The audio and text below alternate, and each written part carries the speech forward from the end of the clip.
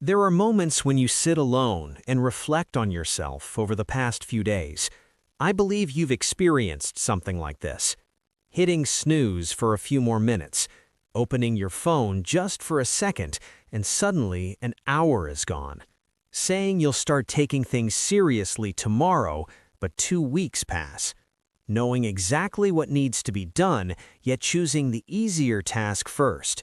You will see that the problem isn't that you don't know what to do, it's that you're procrastinating.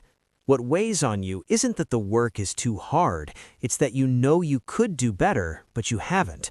Your mind is always carrying unfinished tasks, both easy and difficult ones. Every time you choose the easy task over the hard one, your brain receives a small reward, dopamine, a sense of relief, comfort, safety. The brain learns quickly. It remembers, avoiding pressure makes me feel better, and a loop begins. Discomfort, avoidance, relief, repeat. Over time, you're not lacking potential, you're reinforcing the habit of avoiding pressure. Every time you delay something important, you don't just reschedule it, you reduce a little bit of trust in yourself. And when you stop believing you'll do what you say you will, your confidence starts to weaken. Comfort doesn't make you weak overnight, it softens you through small daily choices. If you see yourself in these patterns, that's a good sign, because recognizing the pattern is the first step to changing it. Watch this video until the end. We're going to dive deep into how to break the procrastination loop and build real mental strength. And if you want to sharpen your mindset every single day, subscribe to the channel. We're just getting started. You are caught in an avoidance loop that keeps you safe. Look closely at this.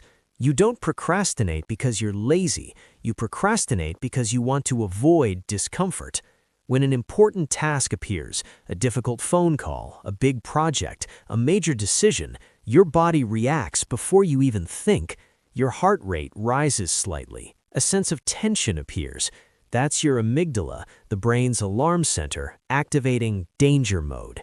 Your brain doesn't clearly distinguish between a wild animal and an uncomfortable email. It only registers one thing. There's pressure, there's risk, and your survival instinct wants you to escape that feeling. So you open social media, do something easier, tell yourself, I'll do it later. Immediately, you feel relief. Your brain records, avoidance keeps me safe, and a loop strengthens. Pressure, avoidance, relief, repeat. You will see that the issue isn't ability. The issue is that you are training your nervous system to respond to pressure by retreating. Each time you do this, you slightly lower your tolerance for discomfort, and gradually, tasks that used to feel small begin to feel overwhelming. Here's something important to understand. Mental strength isn't the absence of pressure, it's the ability to stay with discomfort long enough to act. The moment you don't retreat immediately, your brain starts learning a new lesson. Pressure doesn't kill me. And that's where real strength begins to form. Stop identifying yourself with weakness. There is something very important you need to realize. You are not an undisciplined person. You are simply repeating undisciplined behaviors. That difference is crucial. When you tell yourself, I'm someone who always procrastinates, I'm not strong enough, I've never been consistent, you are turning a temporary behavior into a permanent identity. And your brain begins to act in alignment with that identity because the brain craves consistency. If you believe you are undisciplined, you will continue acting that way to avoid contradicting the image you hold of yourself. But look at it differently. Every repeated behavior is building a version of you. Identity is not something you were born with, it is something you practice. Every time you break a promise to yourself, you don't just miss a task, you slightly reduce your internal trust. Self-trust doesn't come from positive thinking, it comes from evidence. Evidence that you do what you say you will do. When that evidence decreases, confidence decreases with it. You will see that the problem isn't that you are not good enough. The problem is that you are repeating behaviors that make you feel not good enough. What does that mean? It means you can rebuild your identity, not with affirmations, but with repeated action. You don't need to become a different person. You simply need to stop practicing the weaker version of yourself and start practicing the stronger one small choice at a time. And then you will see the invisible cost of comfort.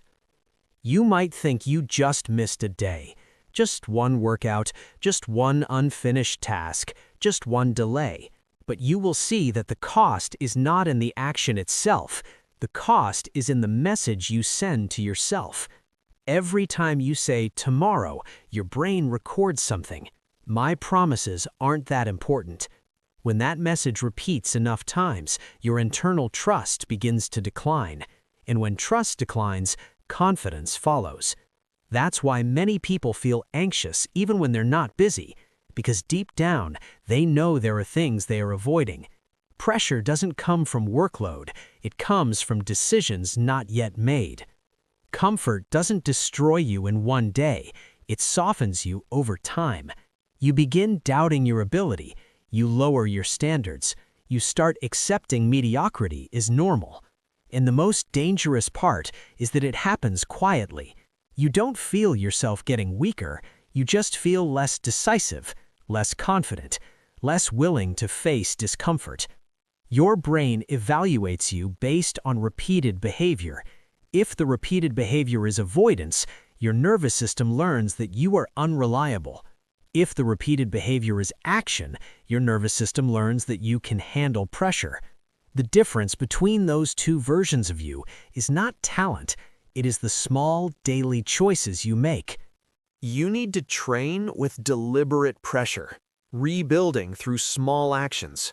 Recognizing the problem is the first step, but mental strength is not built through awareness alone.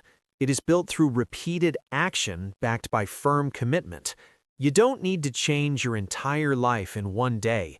You need to choose one clear standard and follow through no matter what. Simple examples. 6 a.m., no snooze. Get out of bed immediately. 20 minutes of movement, no delay, no overthinking. Finish your hardest task before 9 a.m. each day. These sound small, but to your brain, they are powerful signals. Every time you do what you said you would do, your brain records new evidence. I can handle pressure. I follow through. Self-trust begins to rebuild. Your nervous system adapts as well. When you stay with discomfort instead of avoiding it, your brain learns a new lesson. Pressure is not dangerous. Your tolerance gradually increases. What once made you hesitate becomes normal. This isn't a motivational slogan, it's behavioral reprogramming. You don't need to feel ready, you need to act even when you don't feel ready. You don't need massive motivation, you need consistent repetition. Every small action is a vote for the stronger version of yourself. No one sees the change immediately, but your nervous system does. And over time, you'll notice something. The tasks that once triggered avoidance no longer shake you the way they used to. In the end, mental strength doesn't begin with big promises. It begins with small moments throughout the day. When your alarm rings at 6 a.m., instead of adding 10 more minutes, get up, even if you're still tired. When there's a difficult conversation waiting with a colleague or a family member, instead of postponing it, schedule it and face it directly. When you return home after a long day, instead of scrolling on your phone, spend 20 minutes on what you committed to complete. Identity is not built through thoughts, it is built through how you respond in moments like these. You don't become disciplined when you feel strong. You become disciplined when you act even without enthusiasm.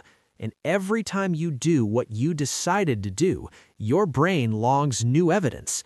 I am someone who keeps my word. I can trust myself. That's how self-trust is built, not through motivation, through consistency. You don't need to transform your entire life starting today. Just choose one clear standard. For example, no snooze for 30 days. Complete your hardest task before opening social media. Train for at least 20 minutes regardless of mood. No negotiation, no postponing, no arguing with yourself. You will realize that mental strength doesn't come from rare, grand decisions. It comes from small choices repeated long enough. The question isn't, who do you want to become? The question is, today, in the very next moment, which version of yourself will you act as? That decision is waiting for you.